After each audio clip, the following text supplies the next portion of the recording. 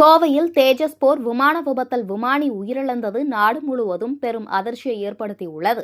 Dubai விமான கண்காட்சியில் பறக்கும் சாகச நிகழ்ச்சியில் பங்கேற்ற இந்திய விமானப்படையின் தேஜஸ் MK-1 இலகு ரக போர் விமானம் விபத்துக்குள்ளாகி விமானி நமன் சியால் உயிரிழந்தது நாடு முழுவதும் பெரும் அதிர்ச்சியை ஏற்படுத்தியுள்ளது.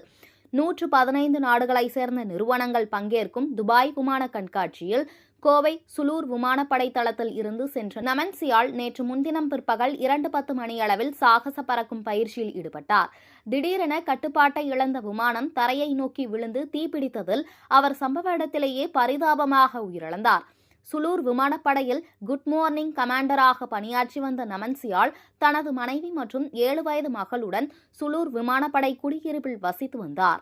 நேற்று பிற்பகல் அவரது உடல் விமானம் மூலம் சொந்த ஊரான ஹிமாச்சல் பிரதேசத்திற்கு கொண்டு செல்லப்பட்டது. இந்நிலையில் இன்று உடல் மீண்டும் மரியாதைக்காக சுலூர் விமானப்படை தளத்திற்கு கொண்டு வரப்பட்டது. அங்கு கோவை மாவட்ட ஆட்சியர் பவன்குமார், மாவட்ட காவல் கண்காணிப்பாளர் கார்த்திகேயன் ஆகியோர் மலர் வளையம் வைத்து அஞ்சலி செலுத்தினர்.